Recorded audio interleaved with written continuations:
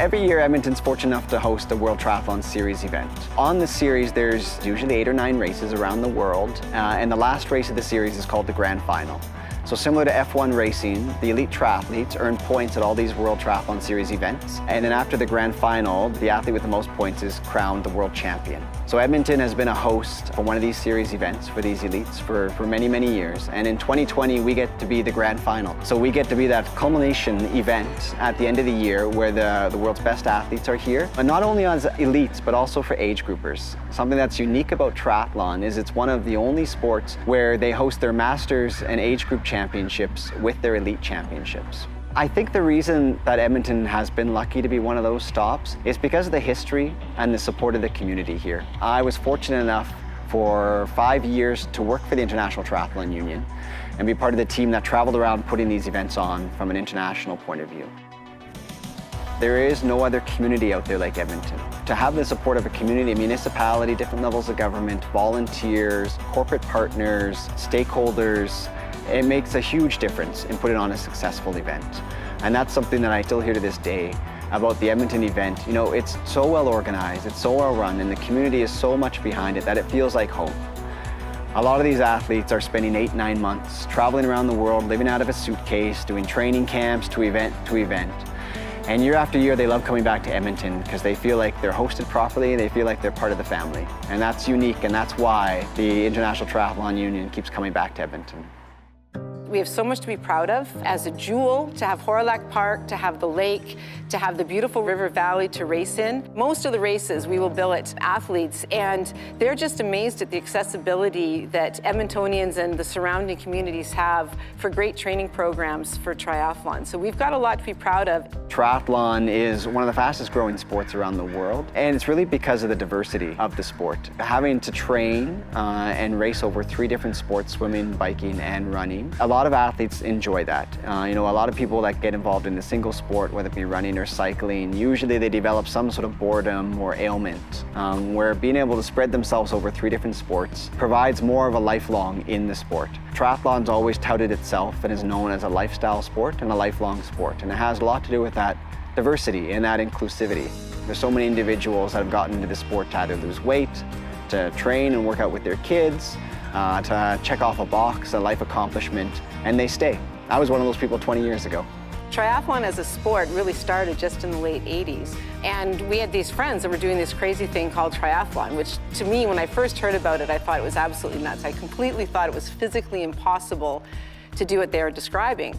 But my husband did a sprint triathlon as a team, and I watched it and still thought that was just completely impossible.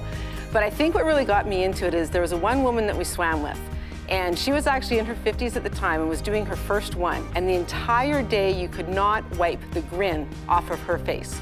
And she just was so happy and elated to be doing this. I thought there has to be something to it. So we moved to St. Albert in the early 90s and found a fantastic triathlon club that was quite new then, although it's almost 30 years now, the St. Albert Roadrunners and Triathlon Club.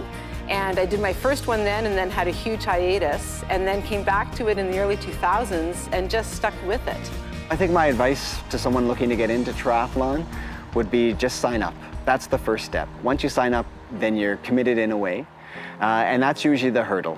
A lot of people that I know that have gotten into the sport get stuck on, well, I can't swim, or I don't have a nice enough bike, or, you know, I'm not fast enough, I don't have a six-pack. But really all it takes is that commitment and that step to sign up. There's so many races within the Edmonton area and with Alberta for all different levels and skill abilities on top of our event. There's something out there for everyone. And that's usually the hardest hurdle with people getting involved in the sport. They're intimidated by it.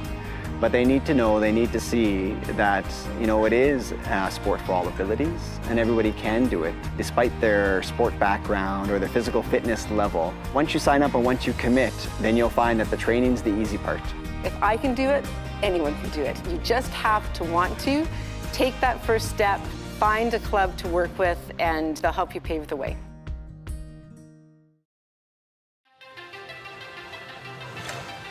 This is actually my first year of triathlon. I've done some of the disciplines before and done races in some of those disciplines, but this is the first time I'm getting into cycling and the first time I'm definitely putting them all together and doing a proper triathlon. I really didn't think it would be fun at all. I was just gonna do it just to like check it off the bucket list, but it really was fun. We saw an ad in the Edmonton Journal, or it might have even been on TV, that in 2014 the ITU needed some volunteers, and we had never volunteered for a triathlon before. My history goes back into the Lethbridge days when I did a lot of running, but I never was a triathlete and never was a swimmer for that matter. And so we got together with the ITU people in 2014 and volunteered with them, and really enjoyed it. We didn't even know the terminology that they were talking about when they talked about sprint races and standard races. And so we got to know it a little bit, and about a year later we ended up being captains of that area, and we've been with them ever since. With volunteering with them for about 4 years or so, I thought, this seems like an awful lot of fun, I should try it. And because of a little bit of background in running, I thought the rest of it shouldn't be all that hard. So I started training in a pool and joined a gym and did some strength training, started running again and bought a bike. And put it all together, and I thought it was pretty good. And so I wanted to be able to say that I finished a triathlon, and I did.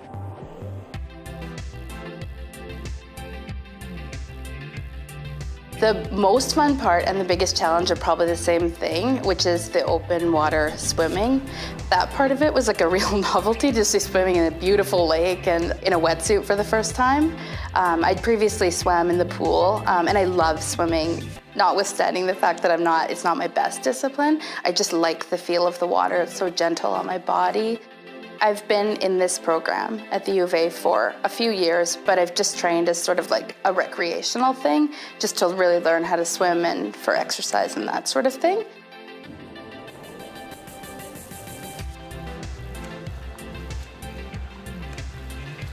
I've always enjoyed trying to stay healthy and fit. And during the winter, I wasn't a member of a gym or anything like that. So the only real outlet for me was to swim. And so I used to go to a pool a couple of times a week and swim, and just built up my stamina in a pool. And I used to come home and say, yeah, I just swam a kilometer. I was really pleased with the fact that I could go that far. And then we had street bikes. As opposed to a road bike. We had street bikes with the fatter tires, and we just used to ride our bikes around St. Albert and sometimes out to the base a little bit and get a few kilometers on. And it was the old story again, like swimming. As soon as I got out on the road, there was some jerk who came flying by me at about 30 kilometers an hour faster. And so I traded in the street bike and got the road bike. And now I can keep up with could keep up with a whole lot of those guys. And suddenly, after volunteering with the triathlon, I thought, it would be neat to do one of these, because I know I can swim, I know I can ride a bike, a two-wheeler even, and I know I can run. And so it's just a matter of putting it all together. And I always said, I think I read this in a magazine years ago, that it doesn't matter whether you win the race or even if you finish. The fact is that you're out there doing something that everybody can do, but so few people ever attempt. So the fact that I was able to go out there and even finish, I'm 2 steps up on that one. So. I've always done lots of sports growing up, but then in university I sort of started to like to just put headphones in and do some like solo training just for stress relief and exercise. And then I just sort of fell into wheelchair racing. Through that I found the swimming program, and then cycling came from there. I think where I have the most experience, where I've had the most training and where I'm most comfortable is in my racing chair, so the run. But the one I find most daunting and the most fun is the swim. It's so technique driven, and I'm relatively new to swimming, and I didn't swim as a kid. I mean, I did the usual lessons. So really trying to focus on technique has been a huge challenge, but also incredibly rewarding. So long as you've got a bike and you can swim and you can run, get out there and try it and have fun. And don't worry about winning. Like I say, just make your goal to finish. And if you win, that's great. I tell a lot of people I'm very proud of the fact that I medaled when I did this. I came in 3rd place. That's because there's only 3 people in my class. And the other 2 guys were way ahead of me. But the fact is, I do have a medal on my wall, and I can make up as many stories as I want to about it. I think since I've been around para sports, which is admittedly not that long, the Steadward Center itself has expanded their programs. They have really professional coaching, and it's a really supportive and professional environment. They can kind of meet you where you're at, and it's not necessarily like you're training at like a national level where it's super competitive. You have room to just really grow in your own way in the sport. And so since I've been here, they've expanded to have the swimming, the athletics, the gym. This is the gym that we train in for supplemental sort of training based on kind of whatever sport. So I hope someday they have a triathlon club. In the world of parasport, sort of more largely, people have been so generous with their time. Cycling Canada and Athletics Canada have invited me to camps. Although I don't train at a national level, I've been able to get a bit of coaching and then bring that back and use it to kind of feed this triathlon bug.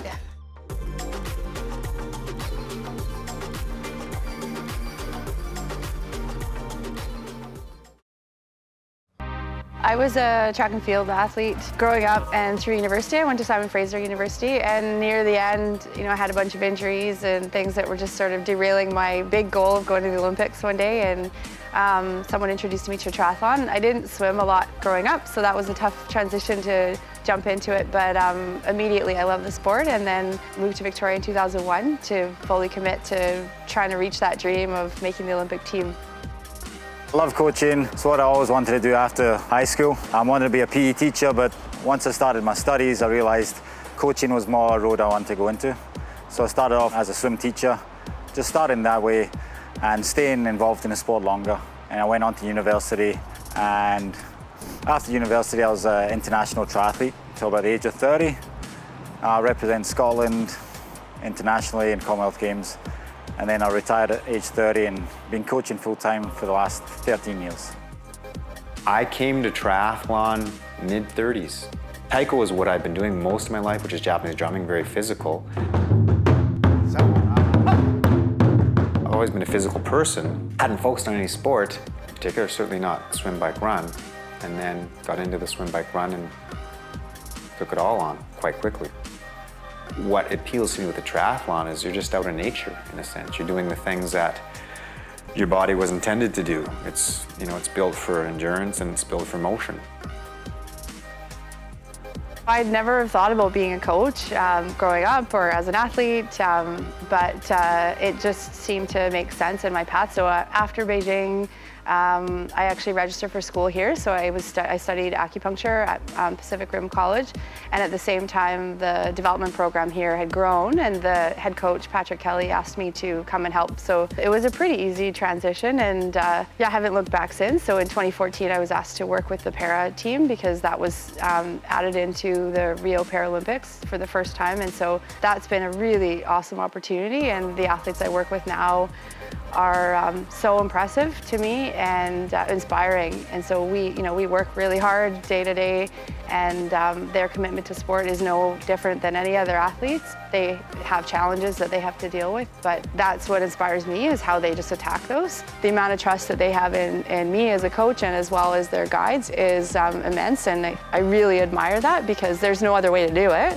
But it would be hard to put your life in someone else's hands and trusting them day to day, and that's just what they do, and they don't hesitate. So it's really impressive. This sport is for anyone, and a lot of times it's all part of one event. So in Edmonton, they have all those at the same event, along with the Olympic champions, Olympic medalists, and Paralympic medalists competing there. And so it's a very professionally run event for many years, and the expectation is always met every year. It is an event that I never have a question about what to expect, and I know exactly what we're going to be entering into, and it is always a world-class event. Any junior sport, you have ebbs and flows, I think. It's been steady, our group. We've developed our group from the youth age, and now they're all juniors, some of them going into university next year. So it's great to see them over a 5-year period coming from this height, and now they're at my height. So it's been great to work with those kids and have a positive influence in them and make sure they all go to university, get a job. I keep telling them, you're not going to retire off triathlon, so we're definitely encourage studying. Don't even have to be the best talent, but the commitment always has to be there. So I'm not telling people where this is the Olympic program. The standard the kids come in through the door, I work with from there. So my program is you come through the door at this level and I'll work with you just to see how far we get. And we don't call this the Olympic pathway. There's no pathway. There's just come on in through the door. We'll work together. Hope you enjoy triathlon. You will go to college or university, get a job. Okay, and we'll try have some fun. Once I got involved in the sport of triathlon, I did a lot of them, and a friend of mine said, hey, you know that there's a national team, an age group national team, that he would go and race at all the time. And he was in my age group, and I would always see him at races, and we'd talk, and sometimes he'd beat me, sometimes I beat him, and he was telling me about the World Championship, duathlon and triathlon that he competed in. And I found out about that in qualifying races, and I would go to Kelowna to nationals and race to get on teams. And I did eventually make a number of national teams as an age grouper and raced as far back as 2003. And throughout one's life, you get really busy and certain things happen. So I tuned out for a couple of years opening up a business. And I thought, oh, I've got to get my shape back. You always have to qualify a year in advance. So I started training for the specific race that was going to happen. The national qualifier happened to be in Edmonton, which was good. And I started a year before training for that race. And I wanted to get back to my peak of physicality that I had been previous and done very well. So I was really working hard at it. I wanted to get a good weight, good swim bike run in my bones for this race. And I was peaking at this time of my life, getting faster and faster. And it was just a couple of weeks before this national qualifier. And it was the race was going to be in 2013, a year later, in London. And the fun thing for me for the triathlon sport too is these world championships changed from location, and I was interested in going to London to race. I was interested in doing well enough to qualify and be in the team again. And then the day the accident happened and life changed. Should I talk about that day?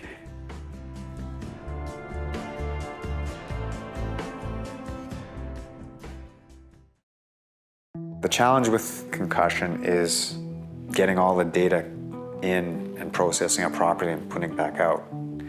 So, you know, I was pretty good at that before, but on June 18, 2012, my life changed, and that was the day of my accident where I had the literally head-on collision. I actually have no memory of that accident. I had been out of town, and Twyla and I had just flown back. I was so excited to get back on the bike. I'd been away from the bike for a couple of days. I was tapering down my training, and I was gonna go out for one big long ride as I taper to get focused. So I was excited to go for a couple of hours. I grabbed my bike, grabbed my gear, put my stuff on, headed out, and the accident happened just about 6 blocks from home. Wasn't even warmed up. I wasn't racing, I wasn't doing anything but just going on my normal route. And I take this quiet little route from where we live downtown to get to where I start my training. And it goes through the ledge grounds. There's a nice little loop around, there's beautiful trees, there's less traffic. I like to go that way because of all those things. And the day that I started at the top of the hill, there was some traffic. And I guess I was going down the hill on my bike, and a van had come up the hill, and they had decided to make a U-turn, and they just crossed my path, and I guess I just went apparently headfirst into the van that day.